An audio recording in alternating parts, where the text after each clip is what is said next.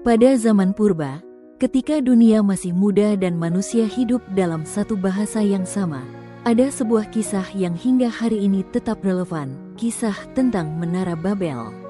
Kisah ini bukan hanya sejarah kuno, bukan pula cerita mitos yang tak bermakna. Kisah ini adalah cermin bagi setiap manusia, setiap keluarga, setiap komunitas, dan setiap bangsa yang ingin bertumbuh. Sebuah pengingat yang lembut namun tegas tentang hati manusia dan tentang siapa yang benar-benar layak ditinggikan. Dalam kitab Kejadian pasal 11, kita membaca bahwa seluruh bumi memiliki satu bahasa dan satu logat. Masyarakat berjalan bersama menuju tanah Sinear. Mereka berhenti di sebuah dataran yang luas, tanah yang subur dan strategis. Disitulah ide besar muncul, ide yang pada awalnya terlihat hebat dan futuristik, namun menyimpan bahaya tersembunyi. Mereka berkata satu kepada yang lain, "Mari, kita dirikan bagi kita sebuah kota dengan sebuah menara yang puncaknya sampai ke langit, dan marilah kita cari nama, supaya kita jangan terserak ke seluruh bumi." Kalimat itu terdengar ambisius, penuh semangat. Mereka ingin membangun kota, mereka ingin membangun menara, mereka ingin mencapai langit. Namun ada satu frasa penting yang mengungkapkan isi hati mereka. Supaya kita cari nama. Disinilah awal kejatuhan manusia sering dimulai, ketika fokusnya bergeser dari memuliakan Allah, menjadi memuliakan diri sendiri. Mereka memakai kepandaian mereka, teknologi mereka, dan kesatuan mereka. Mereka membuat batu bata, bukan batu alam. Mereka menciptakan sistem pembangunan yang maju pada zamannya. Dari luar, semua tampak seperti usaha kolaboratif yang positif. Namun di dalam hati, ada bibit kesombongan, bibit pemberontakan yang halus, dan keinginan untuk menempatkan manusia sebagai pusat segalanya. Sebenarnya, Allah tidak menentang kemajuan. Allah tidak melarang teknologi, kota, atau pembangunan. Yang menjadi persoalan adalah motivasi. Manusia ingin mencapai langit bukan untuk mendekat kepada Sang Pencipta, tetapi untuk membuktikan bahwa mereka tidak membutuhkannya. Mereka ingin mengangkat nama mereka, bukan nama Allah. Dan mereka takut terserak, padahal sejak awal Allah berfirman agar manusia memenuhi bumi, bukan mengurung diri dalam satu tempat. Motivasi yang salah, walaupun dibungkus kreativitas, ilmu, dan kerjasama, tetap saja membawa manusia menjauh dari rancangan Allah. Allah pun turun melihat kota dan menara yang sedang dibangun manusia. Ini bukan karena Allah tidak mengetahui apa yang mereka lakukan, namun karena Ia ingin menyatakan perhatiannya terhadap proses itu. Allah melihat bahwa bila manusia bersatu namun tanpa arah yang benar, tanpa kerendahan hati, tanpa bimbingan darinya, maka tidak ada batas untuk kejatuhan berikutnya. Maka Allah mengacaukan bahasa mereka. Orang yang sebelumnya mengerti satu sama lain, tiba-tiba tidak memahami rekan kerjanya. Rencana megah terhenti, proyek besar runtuh, dan akhirnya manusia terserak ke seluruh bumi, tepat seperti yang mereka coba hindari. Kota itu pun diberi nama Babel, yang berarti kekacauan. Namun, apa pesan dari kisah ini untuk kita? Mengapa ribuan tahun kemudian kisah ini masih memiliki kuasa untuk menegur, mengajar, dan membentuk kita?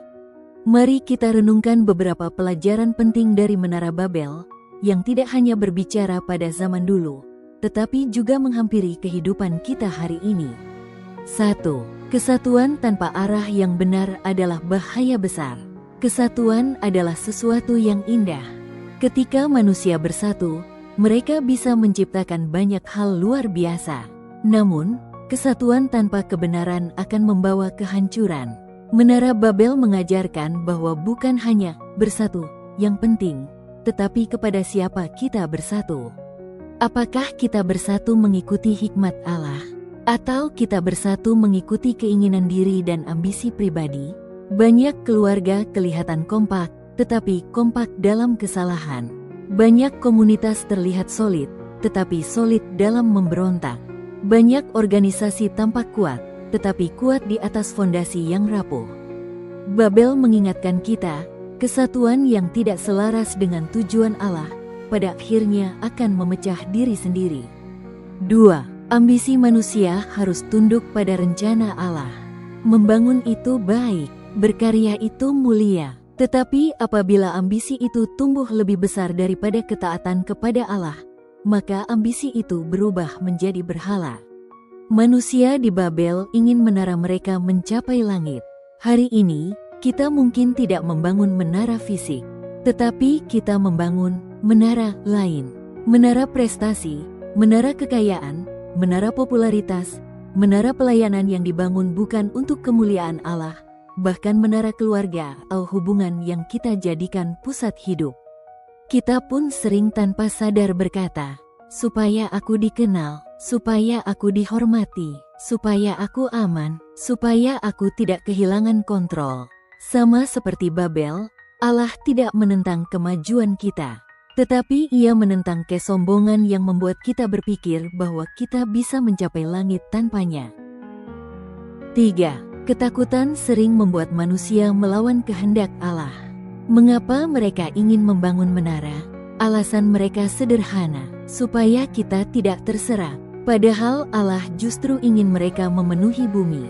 Salah satu penyebab umat manusia menolak kehendak Allah adalah ketakutan. Ketakutan membuat manusia ingin mengatur hidup sendiri. Ketakutan membuat manusia menolak perintah Allah. Ketakutan membuat manusia membangun benteng dan menara, padahal Allah ingin membawa mereka keluar, bertumbuh, dan berbuah. Hari ini pun demikian. Berapa banyak hal yang kita kerjakan bukan karena perintah Allah, tetapi karena kita takut kehilangan, takut gagal, takut tidak diterima, takut tidak aman. Ketika ketakutan menjadi fondasi keputusan, maka pilihan kita jarang selaras dengan kehendak-Nya. 4. Allah mengacaukan rencana manusia bukan untuk menghancurkan, tetapi untuk menyelamatkan.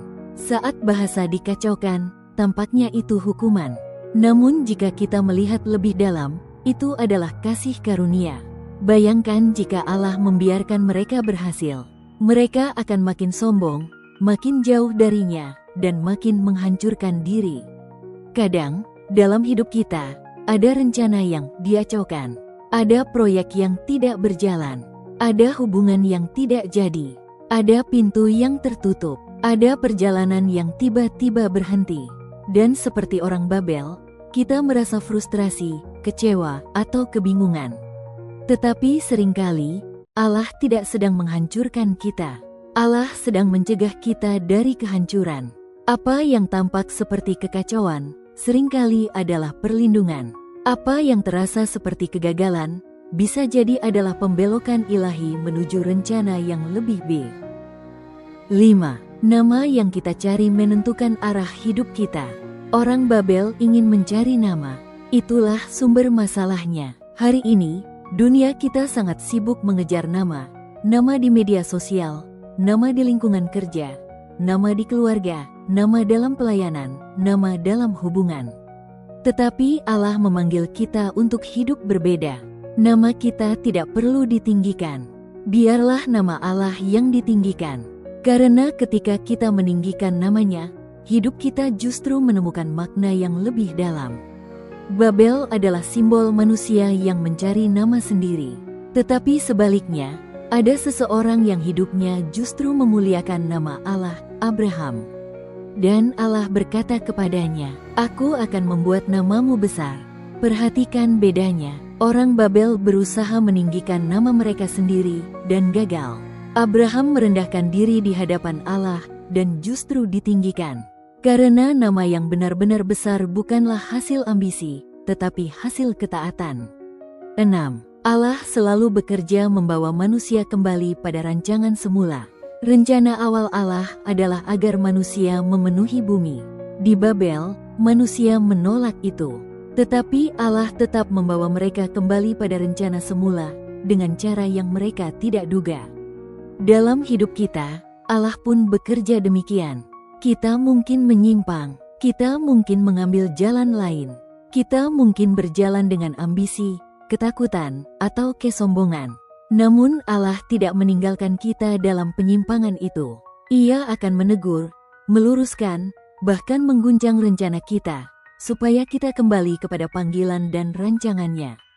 Sebab pada akhirnya, tujuan hidup kita bukan membangun menara, melainkan membangun hubungan dengan Allah. Penutup, kisah Menara Babel mengajarkan kita bahwa kemampuan, kepandaian, dan persatuan manusia tidak ada artinya bila tidak diserahkan kepada Allah. Ambisi tanpa ketaatan adalah kehampaan. Keberhasilan tanpa kerendahan hati adalah kehancuran. Dan rencana sebesar apapun yang tidak selaras dengan kehendaknya akan berakhir dalam kekacauan. Namun di balik itu semua, kisah ini juga mengungkapkan kasih Allah. Kasih yang tidak membiarkan manusia tenggelam dalam kesombongan. Kasih yang sanggup membelokkan jalan kita ketika arah hidup sudah salah. Kasih yang memanggil kita untuk kembali merendahkan diri, kembali taat, dan kembali meninggikan namanya di atas nama kita. Hari ini, kita punya pilihan. Apakah kita akan membangun menara, atau kita akan membangun ketaatan? Apakah kita ingin meninggikan nama kita sendiri, atau kita ingin meninggikan nama Allah? Semoga kisah Menara Babel mengingatkan kita bahwa hidup ini bukan tentang seberapa tinggi kita bisa mendaki, tetapi seberapa dekat kita berjalan bersama Dia. Bukan tentang seberapa terkenal nama kita, tetapi seberapa kita memuliakan namanya. Dan saat kita merendahkan diri di hadapannya, kita akan melihat bahwa rancangannya jauh lebih indah daripada menara manapun yang bisa kita bangun. Dan saat kita memilih berjalan bersama Allah, merendahkan diri, serta meninggikan namanya di atas nama kita sendiri, kita akan melihat bagaimana Ia membentuk hidup kita lebih indah daripada rencana yang pernah kita bayangkan. Terima kasih sudah mendengarkan renungan ini. Jika video ini memberkati dan membuka wawasanmu, jangan lupa untuk klik like, subscribe, dan tinggalkan komentar tentang pelajaran apa yang paling berbicara untukmu hari ini. Dukunganmu membuat channel ini terus bertumbuh dan membantu lebih banyak orang mengenal kebenaran firman-Nya. Sampai jumpa di video berikutnya. Tuhan Yesus memberkati.